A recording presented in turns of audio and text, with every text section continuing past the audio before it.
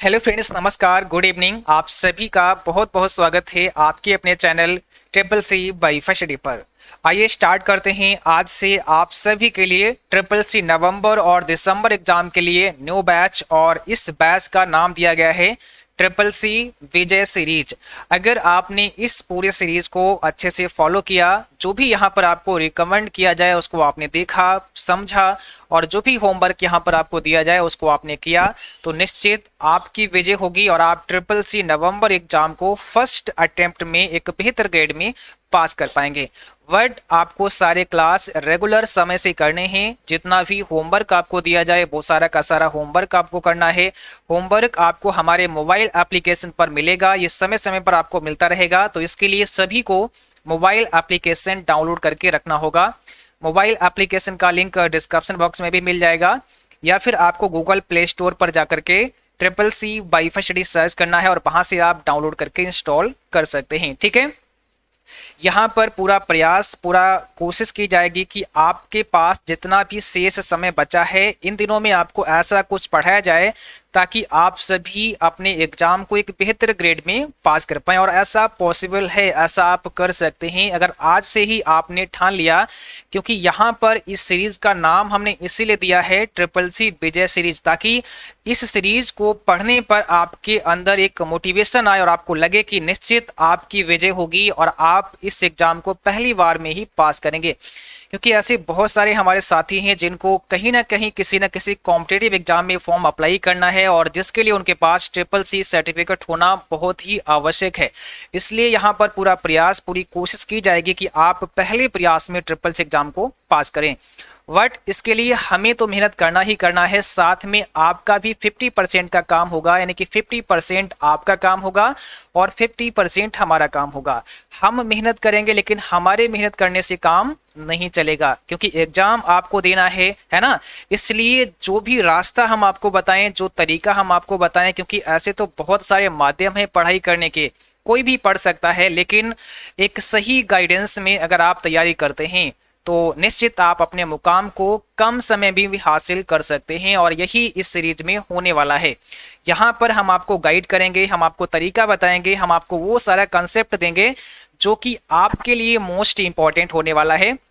सो यहाँ पर जितने भी क्लास आपको मिले इस सीरीज में, जो भी आपको बताया जाए सभी का सभी मोस्ट इंपॉर्टेंट होने वाला है। और फिर से मैं आपको बता दूं, आज से ही अगर आपने रेगुलर क्लास सभी फॉलो किए और इस सीरीज में जितना भी आपको बताया जाए, जो भी आपको रिकमेंड किया जाए, अगर आपने वो सारा देखा तो निश्चित आपकी विजय होगी और आप ट्रिपल सी नवंबर एग्जाम के बेहतर ग्रेड में पास कर पाएंगे।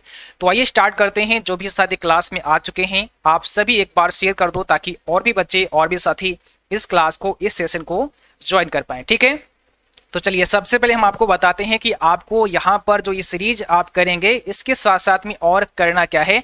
आज से ही आपको अपना कार्य शुरू कर देना है। तो इसके लिए सबसे पहले डिस्क्रिप्शन बॉक्स में हमने एक लिंक प्रोवाइड कर दिया है अपनी वेबसाइट का। इस वेबसाइट पर आना है और यहाँ पर करना क्या है।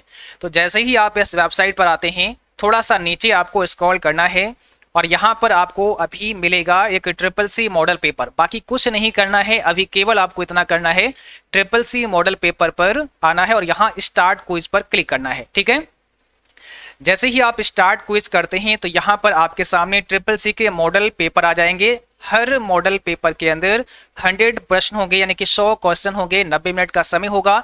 तो ये सारे के सारे मॉडल पेपर आपको करने हैं। आपको यहाँ पर अपने आंसर टिक करने हैं। इसके बाद में लास्ट में आपको यहाँ व्यू क्वेश्चन करना है और व्यू क्वेश्चन करने पर आपको जो आपने करेक्ट आंसर किए होंगे वो भी आपको दिखेंगे, जो आपने गलत किए होंगे उनके सही जवाब भी आप यहाँ पर देख पाएंगे। करना क्या है, तो ये जो आपके यहाँ पर आंसर आपको मिलेंगे वो सारे के सारे अपने कॉपी पर आपको नोट डाउन करने होंगे, है ना। जब आप इन्हें अपनी कॉपी पर लिखेंगे, क्योंकि यहाँ पर जो भी आपने गलत किए होंगे उनके सही जवाब भी आपको दिख जाएंगे, तो वो सही जवाब आपको नोट करने हैं। ये सभी मॉक टेस्ट आपको बारी बारी से करने हैं और सभी के जवाब भी आपको अपनी कॉपी पर नोट करने हैं। आपको एक अलग से कॉपी बना लेना है, वहां पर ये सारे नोट करना है। तो निश्चित आप यहाँ से बहुत कुछ सीख पाएंगे और 100% आप अपने ट्रिपल सी एग्जाम को फर्स्ट अटेम्प्ट में ही एक अच्छी ग्रेड में पास कर पाएंगे। तो ये सारा काम आपको करना है। यहाँ से मॉडल पेपर आपको कंप्लीट करने हैं। इसके बाद में triple C mock test Hindi पर आपको आना है और जितने भी मॉक टेस्ट यहाँ पर अवेलेबल हैं सारे मॉक टेस्ट आपको बारी बारी से कंप्लीट करने हैं। ठीक है, यहाँ पर बहुत सारे मॉक टेस्ट आपको मिलेंगे, सारे मॉक टेस्ट करने हैं। दूसरा, इनको जब आप व्यू क्वेश्चन करेंगे तो लिखना बहुत आवश्यक है। अपनी कॉपी बना लीजिएगा, वहां पर उस कॉपी पर सभी को लिखना है। जो आप गलत करेंगे उनके सही जवाब भी आपको यहाँ पर देखने को मिलेंगे, उनको आप नोट डाउन कर सकते हैं। तो ये सारे के सारे आपको यहाँ से कंप्लीट करने हैं। बाकी बहुत कुछ यहाँ पर होगा, तो समय समय पर हम अपने टेलीग्राम पर जो भी आपको पढ़ाना होगा, जो इंपॉर्टेंट लगेगा, उसके लिंक भेजते रहेंगे। तो दूसरा काम आपको क्या करना है कि आपको हमारे टेलीग्राम चैनल को ज्वाइन कर लेना है। अगर आपने टेलीग्राम को ज्वाइन कर लिया है तो बहुत अच्छी बात है, नहीं तो आपको टेलीग्राम पर सर्च करना है CCC YFSD या फिर डिस्क्रिप्शन में इसका लिंक मिल जाएगा, वहां से आप ज्वाइन कर सकते हैं। उससे ये फायदा होगा कि हो सकता है बहुत सारे बच्चे वेबसाइट पर जाकर के वो सारी चीजें ढूंढ नहीं पाते हैं, तो जो भी हमें पढ़ाना होता है, जो हमें बताना होता है, वो टेलीग्राम के माध्यम से हम आप तक शेयर कर देते हैं और आप उसे पढ़ सकते हैं। यानी कि टेलीग्राम पर जो भी लिंक दिया जाए, है ना, जो भी कंटेंट आपको प्रोवाइड किया जाए, उसको आपको अच्छे से पढ़ना और समझना है। ये दो काम आपको करने हैं। इसके बाद क्या करना है, आपको हमारे चैनल पर आना है, और जब आप चैनल पर आएंगे तो यहाँ पर बहुत सारे क्लास आपको मिलेंगे जो ऑलरेडी हमने करा दिए हैं, है ना। यहाँ पर आपको करना क्या है, प्लेलिस्ट के अंदर आना है। तो जैसे ही आप प्लेलिस्ट के अंदर आएंगे, आप अपनी कॉपी पर नोट कर लीजिएगा कि कौन कौन सी प्लेलिस्ट आपको देखनी इंपॉर्टेंट है।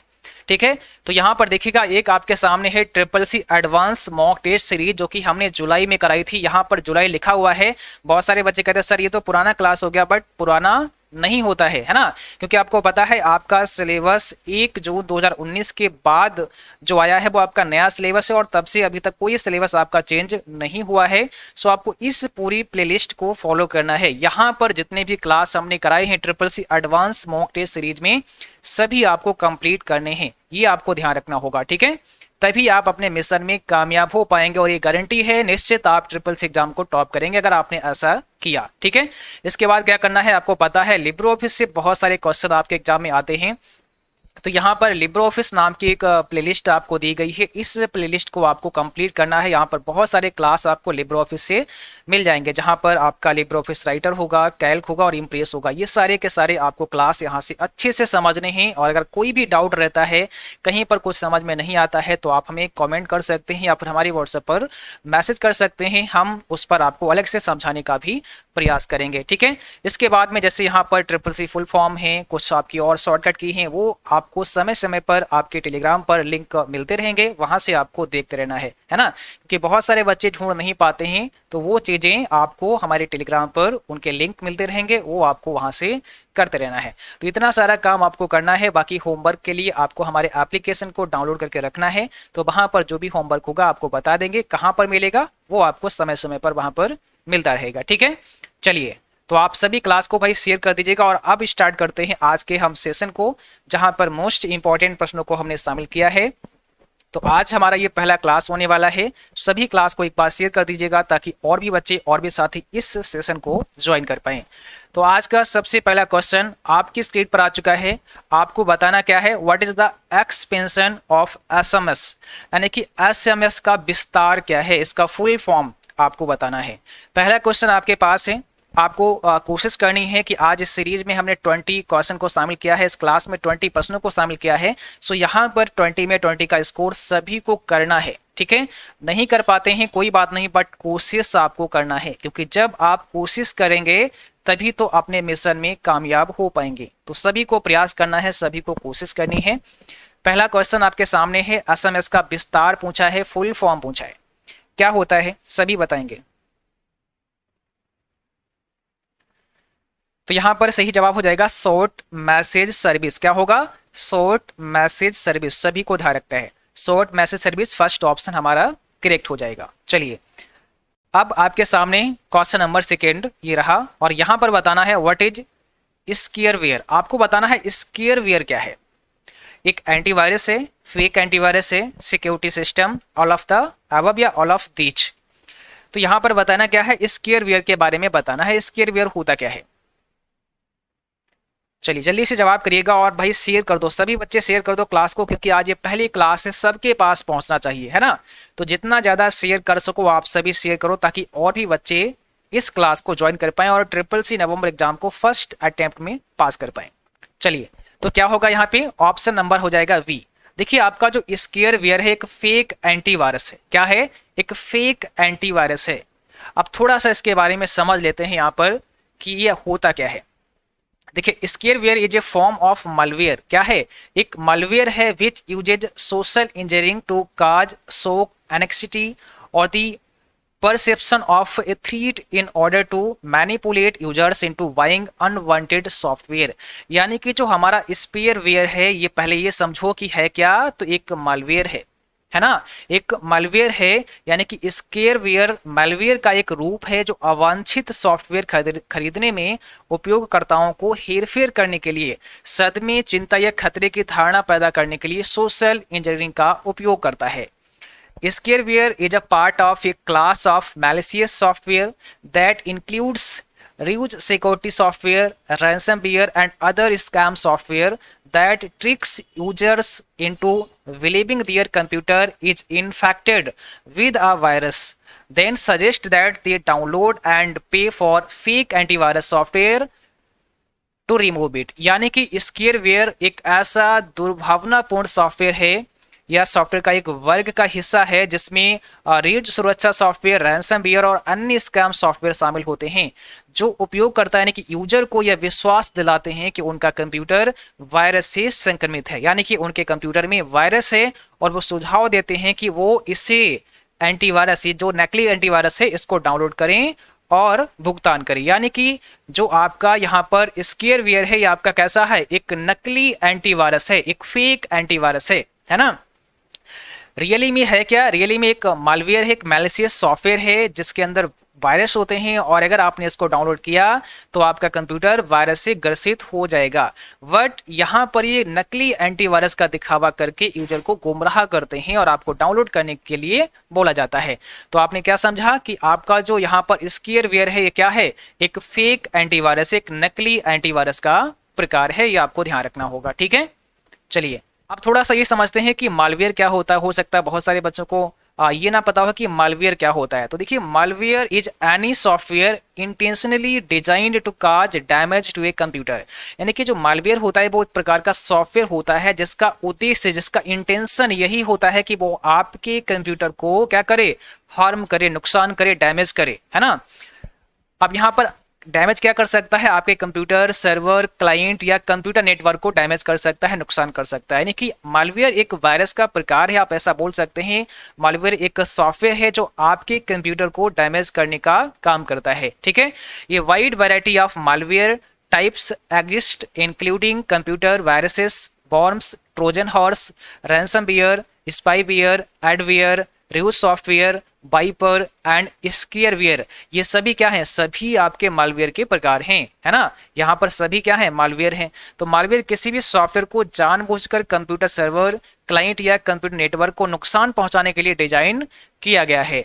Computer virus, worms, Trojan horse, ransomware, spyware, adware, review software, wiper और स्केयरवेयर सहित ये सभी क्या है, मालवेयर हैं। ये आपको ध्यान रखना है। ठीक है, चलिए अब यहाँ पर आपको बताना है when was the first smartphone invented in the world. दुनिया में पहला स्मार्टफोन कब इन्वेंट किया गया, कब बनाया गया। तो आप सभी को बताना है दुनिया में पहला स्मार्टफोन कब बनाया गया। क्वेश्चन नंबर 3 आपके सामने है, इसमें कौन सा राइट आंसर होगा सभी को जल्दी से कमेंट बॉक्स में बताना है कौन सा इसमें सही जवाब होगा। तो सभी को ध्यान रखना है, ऑप्शन नंबर सी हो जाएगा 1992। 1992 में दुनिया का पहला स्मार्टफोन बनाया गया, इसका इन्वेंशन हुआ कब, 1992 में। ये सभी को ध्यान रखना है। थोड़ा सा और यहाँ पर आप समझ सकते हैं, the first smartphone created by IBM, यानी कि पहला जो स्मार्टफोन था वो IBM के द्वारा बनाया गया। IBM का फुल फॉर्म क्या होता है, इंटरनेशनल बिजनेस मशीन, एक कंपनी है IBM जिसके द्वारा दुनिया का पहला स्मार्टफोन बनाया गया। वाज इन्वेंटेड इन 1992, यानी कि कब बनाया गया, 1992 में। And released for purchase in 1994, और इसे खरीदने के लिए कब रिलीज किया गया, 1994 में। तो आपने क्या समझा, दुनिया का पहला स्मार्टफोन किसके द्वारा बनाया गया, IBM के द्वारा। कब इसे बनाया गया, 1992 में। इसे रिलीज कब किया गया, परचेज करने के लिए 1994 में। It was called the semen, इसे सीमन नाम दिया गया, यानी सीमन पर्सनल कम्युनिकेटर इसको नाम दिया गया, शॉर्ट में एसपीसी भी बोल सकते हैं, तो इसे सीमन नाम दिया गया, ये भी आपको ध्यान रखना होगा। तो यहाँ पर जवाब क्या होगा, 1992 में दुनिया का पहला स्मार्टफोन बनाया गया। ठीक है, चलिए क्वेश्चन नंबर 4 में सभी को बताना है, what is the extended form of CMOS. CMOS का विस्तृत रूप आपको बताना है, कई बार एग्जाम में आया हुआ प्रश्न है, सीमॉस का फुल फॉर्म क्या होता है। क्वेश्चन नंबर 4 आपके सामने है, सभी को बताना है सीमॉस का मतलब क्या होगा, यहाँ पे फुल फॉर्म क्या होगा। तो सीमॉस का मतलब होता है कंप्लीमेंट्री मेटल ऑक्साइड सेमीकंडक्टर, सभी को ध्यान रखना है, कंप्लीमेंट्री मेटल ऑक्साइड सेमीकंडक्टर आपका सीमॉस एक बैटरी होता है जो आपके कंप्यूटर में लगा होता है। कुछ इस प्रकार से आपको दिखाई देता है आपके मदरबोर्ड पर, जब अपने कंप्यूटर के मदरबोर्ड को आप देखेंगे तो वहां पर इस प्रकार का आपका एक सीमॉस सेल होता है, एक बैटरी होता है। ठीक है, तो यहाँ पर आपने देखा होगा जो आपके कंप्यूटर में टाइम एंड डेट होता है, टाइम और डेट आप अगर कंप्यूटर को बंद कर देते हैं और बंद करने के बाद अगर 1 माह के बाद भी 2 माह के बाद भी कंप्यूटर को ऑन करते हैं तो वहां पर टाइम और डेट आपको एकदम करेक्ट दिखाई देती है ना। तो ये जो टाइम और डेट आपको करेक्ट दिखाई देती है किसकी वजह से होता है, इसी सीमॉस बैटरी की वजह से होता है, क्योंकि ये पावर देती रहती है सीमॉस बैटरी आपके रोम को। ठीक है, तो यहां पर क्या होगा, आपका राइट आंसर हो जाएगा पहला, कंप्लीमेंट्री मेटल ऑक्साइड सेमीकंडक्टर। ठीक है, यहां पर आपको बताना है हु डेवलप्ड कोबाल, कोबाल को किसने डेवलप किया, किसके द्वारा कोबाल लैंग्वेज को बनाया गया। ये भी काफी इंपॉर्टेंट क्वेश्चन है आपके एग्जाम के लिए, किसके द्वारा कोबाल को बनाया गया, डेवलप किया गया। तो यहां पर आंसर क्या होगा, ऑप्शन नंबर हो जाएगा पहला, ग्रेस मैरी हुपर के द्वारा कोबाल को डेवलप किया गया, बनाया गया। ऑप्शन आपका फर्स्ट हो जाएगा, ग्रेस मैरी हुपर के द्वारा कोबाल को बनाया गया, ये आपको ध्यान रखना होगा। ठीक है, बाकी जॉन जी कैमी की अगर बात करते हैं तो बेसिक लैंग्वेज का विकास किया गया। अगर आपसे पूछें कि बेसिक यानी कि beginners all purpose symbolic instructions code इसका फुल फॉर्म होता है, इस भाषा का विकास किसके द्वारा किया गया, जॉन जी कैमिनी के द्वारा किया गया। कोबाल का मतलब क्या होता है, कॉमन बिजनेस ओरिएंटेड लैंग्वेज इसका फुल फॉर्म होता है, कॉमन बिजनेस ओरिएंटेड लैंग्वेज, तो ग्रेस मैरी हुपर के द्वारा बनाया गया। और डेनिस रिची के द्वारा क्या बनाया गया, सी लैंग्वेज, सी लैंग्वेज का विकास डेनिस रिची के द्वारा किया गया। ये तीनों आपके लिए इंपॉर्टेंट है, याद रखना है सभी को। ठीक है, आपको बताना है what is the full form of IEEE, triple E है लास्ट में, तो IEEE का पूरा नाम सभी को बताना है, क्या होगा इसमें राइट आंसर। चलिए क्वेश्चन नंबर 6 आपके सामने है, क्या होगा सही जवाब।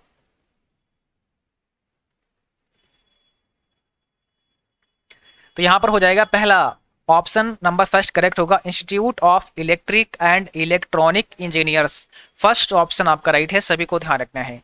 क्वेश्चन नंबर 7 में आपको बताना है which is the world's first micro processor, दुनिया का पहला माइक्रो प्रोसेसर कौन सा है, दुनिया का फर्स्ट माइक्रो प्रोसेसर का नाम आपको बताना है, क्या होगा इसमें राइट आंसर।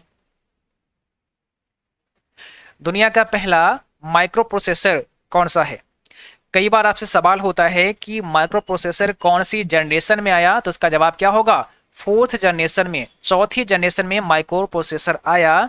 तो कौन सा था दुनिया का पहला micro processor, option number B, Intel 4004, सभी को ध्यान रखना है, इंटेल 4004 ये दुनिया का पहला माइक्रो प्रोसेसर था, और ये 4 बिट का माइक्रो प्रोसेसर था। कितने बिट का था, 4 बिट माइक्रो प्रोसेसर था, जो कि 1971 में आया। कब, 1971, 1971 में, ध्यान रखना है सभी को। तो दुनिया का पहला माइक्रो प्रोसेसर 1971 में आया, जिसका नाम था इंटेल 4004, इंटेल कंपनी के द्वारा इसको बनाया गया, और ये पहला 4 बिट माइक्रो प्रोसेसर था, ये भी आपको ध्यान रखना है। आपको बताना है beta test is a trial test of a computer और software before the commercial launch, commercial launch से पहले बीटा टेस्ट किसी कंप्यूटर या सॉफ्टवेयर का ट्रायल टेस्ट होता है, यानी कि किसी कॉमर्शियल लॉन्चिंग से पहले, किसी सॉफ्टवेयर या कंप्यूटर की कॉमर्शियल लॉन्चिंग से पहले बीटा टेस्ट होता है, जो कि क्या होता है, एक प्रकार का ट्रायल होता है। बीटा टेस्ट एक प्रकार का ट्रायल होता है जो किसी कंप्यूटर या सॉफ्टवेयर के कॉमर्शियल लॉन्चिंग से पहले किया जाता है। तो बिल्कुल सही ऑप्शन हमारा पहला यहाँ पे करेक्ट हो जाएगा। ठीक है, ध्यान रखना है बीटा टेस्ट का मतलब एक ऐसा टेस्ट जो कि कॉमर्शियल लॉन्चिंग से पहले किया जाता है, ताकि ये चेक कर पाए, जांच पाए, समझ पाए कि जो हमारा सॉफ्टवेयर है, जो हमारा कंप्यूटर है, जो हमने सॉफ्टवेयर तैयार किया है, क्या वो सही से कार्य कर पा रहा है या फिर नहीं। अगर वो सही से काम करता है तो उसको फिर ऑफिशियली कॉमर्शियली लॉन्च कर दिया जाता है ना। तो यहाँ पर हो जाएगा ऑप्शन नंबर फर्स्ट आपका right answer. Who is known as the human computer in India? काफी अच्छा प्रश्न है। भारत में मानव कंप्यूटर के रूप में किसे जाना जाता है? भारत में मानव कंप्यूटर के रूप में किसे जाना जाता है? सभी को पता होना चाहिए इस क्वेश्चन का जवाब, ठीक है। अगर नहीं पता है तो अब आपको आगे से ये पता होना चाहिए कि भारत में मानव कंप्यूटर के रूप में किसे जाना जाता है। बताइएगा क्या होगा इसमें राइट आंसर? विजय पादुरंग भाटकर, शकुंतला देवी, बौद्ध या इसमें से कोई नहीं? तो इसमें राइट आंसर हो जाएगा ऑप्शन बी, शकुंतला देवी, ठीक है। आंसर आपका बी होगा। शकुंतला देवी को भारत में मानव कंप्यूटर के रूप में जाना जाता है। विजय पादुरंग भाटकर की अगर बात करते हैं तो भारत का सुपर कंप्यूटर का जनक माना जाता है, पितामह माना जाता है। अगर आपसे सवाल होता है कि भारत में सुपर कंप्यूटर का जनक कौन है, तो विजय पादुरंग भाटकर आपका राइट आंसर होगा। राइट। अगर आपसे ये सवाल होता है कि भारत में मानव कंप्यूटर के रूप में किसे जाना जाता है, तो शकुंतला देवी आपका राइट आंसर हो जाएगा। चलिए थोड़ा सा और इनके बारे में समझते हैं। Shakuntala Devi was an Indian mathematician, writer and mental calculator popularly known as the human computer. यह एक मैथमेटिशियन, राइटर और मेंटल कैलकुलेटर थी और इन्हें ह्यूमन कंप्यूटर के नाम से जाना जाता था। यह ह्यूमन कंप्यूटर के नाम से फेमस थी, प्रसिद्ध थी।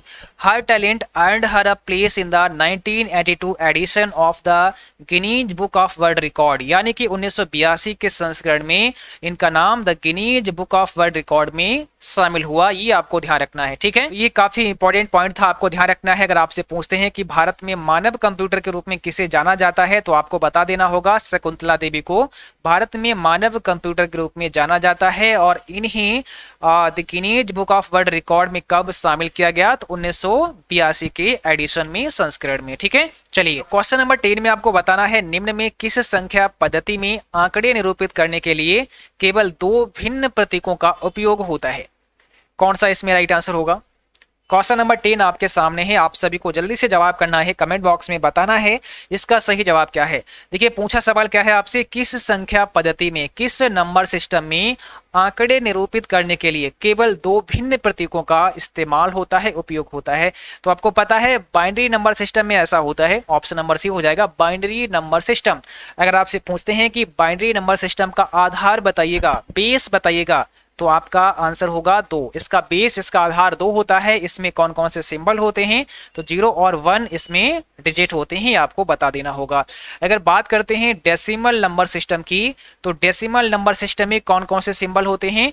0 से लेकर के 9 तक के सिंबल होते हैं, 0 से 9 तक के सिंबल होते हैं। यानी कि यहाँ पर 0 से 9 तक के सिंबल होते हैं। अगर आपसे पूछा जाए कि डेसिमल नंबर सिस्टम का आधार बताइए, बेस बताइए, तो इसका आधार क्या होगा? 10 होगा। इसका आधार 10 होता है। यही बात करते हैं हेक्साडेसिमल नंबर सिस्टम की, तो इसमें 0 से लेकर के 9 तक के अंक होते हैं और ए से लेकर के एफ तक के अल्फाबेट होते हैं। तो इसका आधार कितना होता है? 16 होता है। इसका आधार 16 होता है। बस ये थोड़ा सा आपको और ध्यान रखना होगा। बाकी यहाँ पर बात करते हैं ऑक्टल नंबर सिस्टम की, तो इसका जो अंक होते हैं वो 0 से 7 होते हैं और इसका आधार 8 होता है, 8 होता है। तो इसका आधार 8 होता है, यानी कि ऑक्टल का 8 हो जाएगा और डेसिमल का 10 हो जाएगा, हेक्साडेसिमल का 16 हो जाएगा और बाइनरी का कितना हो जाएगा? आपको बता ही दिया, बाइनरी का 2 होता है। 0 और 1 इसमें डिजिट होते हैं, इसका आधार 2 होता है, ठीक है। चलो क्वेश्चन नंबर 11 का जवाब करो। What is the length of IPv4 address? IPv4 पते की लंबाई आपको बता देनी है। कितनी लंबाई होती है? 4 बिट होती है, 8 बिट होती है, 16 बिट या 32 बिट? IPv4 पते की लंबाई आपको बतानी है, कितने बिट होती है? तो आंसर क्या होगा? 32 बिट। ऑप्शन नंबर आपका हो जाएगा डी, है ना। IPv4 पता 32 बिट का होता है। अगर कभी आपसे बाइट पूछें, क्योंकि पिछले एग्जाम में कई बार देखा गया है बिट ना पूछ करके बाइट पूछा गया है, तो अगर आपसे बाइट पूछें तो आपको 8 से डिवाइड कर देना होगा। कितना हो जाएगा? 8 चक्कू 32, यानी कि 4 बाइट का होता है। अगर आपसे पूछें कि IPv4 एड्रेस कितने बाइट का होता है, तो 4 बाइट का होता है। कितने बिट का होता है, तो 32 बिट का होता है, ये आपको ध्यान रखना होगा। इसी प्रकार से अगर आपसे पूछें कि IPv6 एड्रेस कितने बिट का होता है, तो अगर बात करते हैं IPv6 एड्रेस की, ये आपका 128 बिट का होता है, 128 बिट का होता है। कितना? 128 बिट का होता है। अगर बात करते हैं वाइड की, तो आपको 8 से डिवाइड करना होगा, तो यहाँ पर क्या हो जाएगा आपका 16 हो जाएगा, यानी कि 16 वाइड का होता है और 128 बिट का होता है। ये IPv6 की बात की जा रही है। तो दोनों इंपॉर्टेंट है, दोनों आपको ध्यान रखने हैं, दोनों आपके एग्जाम में पूछे जा सकते हैं। आपको बताना है MSN is a web service which was first provided by. MSN एक वेब सर्विस है जिसे सबसे पहले किसके द्वारा प्रदान किया गया था, किसके द्वारा प्रोवाइड कराया गया था? लिनक्स के द्वारा, यूनिक्स के द्वारा, माइक्रोसॉफ्ट के द्वारा या उबंटू के द्वारा? बताओ। और अगर अभी तक आपने इस क्लास को लाइक नहीं किया है, तो प्लीज सभी बच्चों को क्लास को लाइक करना है, शेयर करना है। और जिन बच्चों ने चैनल को सब्सक्राइब नहीं किया है, सभी को सब्सक्राइब करके घंटी के बटन को दबा लेना है, ताकि जब भी कोई नई क्लास हो उसका नोटिफिकेशन सीधे आप तक पहुंच पाए और वो क्लास आपकी मिस ना हो पाए। ठीक है, यहां पर हो जाएगा ऑप्शन नंबर सी, माइक्रोसॉफ्ट। तो सभी को ध्यान रखना है, MSN को किसके द्वारा डेवलप किया गया? MSN को माइक्रोसॉफ्ट के द्वारा बनाया गया। ऑप्शन नंबर हमारा यहां पर हो जाएगा सी, करेक्ट। ठीक है, यहां पर आपको बताना है आउटलुक एक्सप्रेस क्या है। What is outlook express? एक ब्राउजर है, एक सर्च इंजन है, एडिटर है, ईमेल क्लाइंट है। अब आप बताएंगे इसका सही जवाब क्या होगा। आउटलुक एक्सप्रेस क्या है, बताओ कौन सा आपका राइट आंसर होगा। आउटलुक एक्सप्रेस क्या है? ऑप्शन नंबर डी हो जाएगा, एक ईमेल क्लाइंट है आपका आउटलुक एक्सप्रेस। ऑप्शन डी हमारा राइट आंसर है। फाइबर ऑप्टिक केबल का व्यास किस यूनिट में मापा जाता है? फाइबर ऑप्टिक केबल का व्यास किस यूनिट में मापा जाता है? आपको जवाब करना है। क्वेश्चन नंबर 14 आपके सामने है, क्या होगा इसमें राइट आंसर? यहां पर हो जाएगा ऑप्शन नंबर बी, माइक्रोन्स में मापा जाता है। ठीक है, ऑप्शन बी हमारा सही जवाब है। विंडोज कंट्रोल पैनल से क्या नहीं किया जा सकता है? आप विंडोज कंट्रोल पैनल से क्या नहीं कर सकते हैं? रनिंग एप्लीकेशन को रन नहीं कर सकते हैं, प्रिंटर कॉन्फ़िगरेशन नहीं कर सकते हैं, ऐड फॉन्ट यानी कि फॉन्ट को आप ऐड नहीं कर सकते हैं, इंस्टॉलिंग एप्लीकेशन यानी कि आप एप्लीकेशन को इंस्टॉल नहीं कर सकते हैं। तो बताइएगा कौन सा काम आप नहीं कर सकते हैं विंडोज के कंट्रोल पैनल से? तो देखो, आप एप्लीकेशन को इंस्टॉल कर सकते हैं, यस कर सकते हैं। अगर आपको कोई एप्लीकेशन इंस्टॉल करना है तो आप कर सकते हैं। फंड को अगर आप ऐड करना चाहते हैं तो ऐड कर सकते हैं। प्रिंटर कॉन्फ़िगरेशन भी आप कर सकते हैं, बट एप्लीकेशन को रन नहीं कर सकते हैं, यानी कि रनिंग एप्लीकेशन आपका राइट आंसर होगा। ये कार्य आप नहीं कर सकते हैं। पीओएस का अर्थ क्या होता है? What is POS? इसका फुल फॉर्म सभी को बताना है। इसका फुल फॉर्म क्या होगा? पीओएस का मतलब क्या होता है? पॉइंट ऑफ सेल हो जाएगा, डी ऑप्शन आपका राइट है। पॉइंट ऑफ सेल इसका फुल फॉर्म होता है। कैल्क स्प्रेडशीट में जब कोई नंबर टाइप करते हैं तो सेल का अलाइनमेंट क्या रहता है? अगर कैल्क स्प्रेडशीट में कोई नंबर आप टाइप करते हैं, कैल्क स्प्रेडशीट क्या है? जैसे आपने देखा होगा आपका MS एक्सेल होता है, वैसे यहाँ पर लिब्रे ऑफिस में कैल्क होता है, जहां पर ऐसे करके आपको कॉलम मिलते हैं और आपको रोज मिलते हैं, कॉलम एंड रोज होते हैं। तो अगर मान लिया किसी सेल में आपने कोई भी नंबर टाइप किया, उसका अलाइनमेंट क्या होगा? मान लिया सेल आपकी बड़ी है और आपने यहाँ पर केवल क्या लिखा, 2, 4 और 5 लिखा, 245 लिखा, तो ये कहां पर होगा? तो इसका अलाइनमेंट हमेशा राइट साइड में रहेगा। कहां रहेगा? राइट साइड में। ऑप्शन नंबर बी हो जाएगा, यानी कि आपकी सेल में उसका जो अलाइनमेंट होगा वो राइट साइड होगा, राइट साइड से ही लिखेगा। और अगर आपने कोई भी लेटर टाइप कर दिया तो वो हमेशा फिर लेफ्ट साइड से आ जाएगा, इस साइड से आ जाएगा। ठीक है, तो ये आपको ध्यान रखना है। एक समय में ईमेल की अधिकतम संख्या को मिटा सकते हैं? क्या आप एक समय में एक साथ ईमेल की अधिकतम संख्या को डिलीट कर सकते हैं? मल्टीपल कर सकते हैं, ओनली 2, ओनली 1 या ओनली 3? तो आप मल्टीपल ईमेल को डिलीट कर सकते हैं एक समय में, है ना, मल्टीपल को डिलीट कर सकते हैं। इंटरनेट के द्वारा कम्युनिकेशन प्रोटोकॉल प्रयोग होता है, कौन सा? HTTP, टेलनेट, UTP या FTP? तो इंटरनेट के द्वारा कौन सा कम्युनिकेशन प्रोटोकॉल इस्तेमाल होता है?